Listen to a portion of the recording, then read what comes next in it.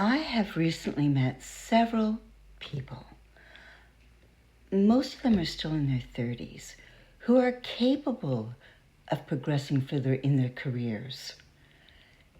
They have completed the training.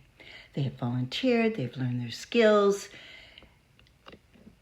and they're working in these over the summer, and they actually love these jobs. But they have not taken the next step because they are frightened of the exam. They're frightened of being looked at closely.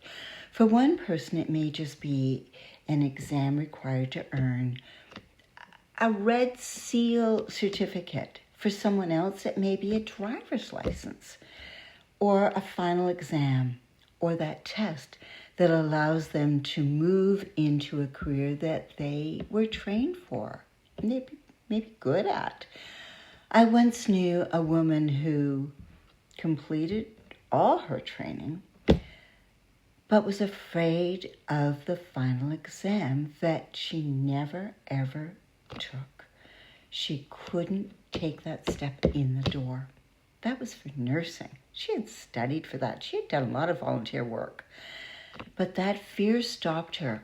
And that final avoidance may have just been a compulsory anxiety, and it may just be a moment of feeling a little uncomfortable. But that avoidance sometimes goes a little deeper if you don't get moving on it. And then that temporary relief becomes part of your life, that you've never taken that step or booked that exam. You never applied or showed up because your anxiety has now settled in and rooted in. But that relief can become a huge cost over this time because you've let it hold you back.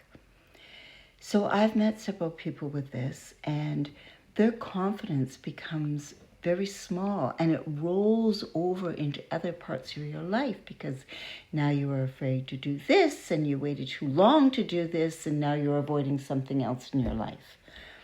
And that fear takes hold. This does not mean that they're lazy.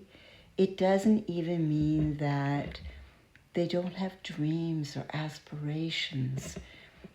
It simply means that your brain now has begun treating this as a threat, and rather than a little challenge that you could go for. You know, we all get those butterflies. So do not begin by telling yourself, I can't do that. It's language that we speak to ourselves. Begin by asking, what is the smallest step that you can take while you're still afraid? Perhaps it's looking up the next available exam, or perhaps it's just completing a practice test. Perhaps it's studying for 20 minutes every day instead of cramming it all together. You know, there's all different ways to help yourself, to speak to yourself as if someone else was talking to you. Maybe go talk to someone that's already taken that test and what it really means, and put that date on the calendar. You do not have to feel completely confident before you actually move forward. Confidence grows as you take action.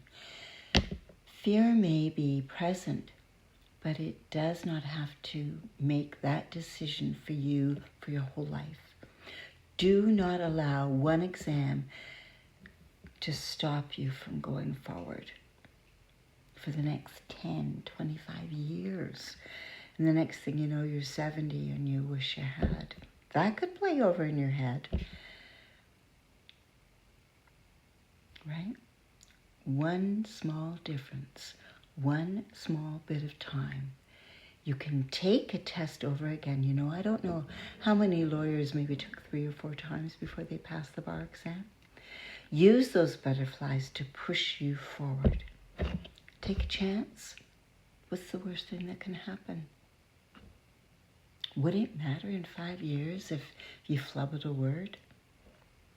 Who's going to know if you only got 50%, whatever the thing was, and you passed, as opposed to 80%? Give it a chance.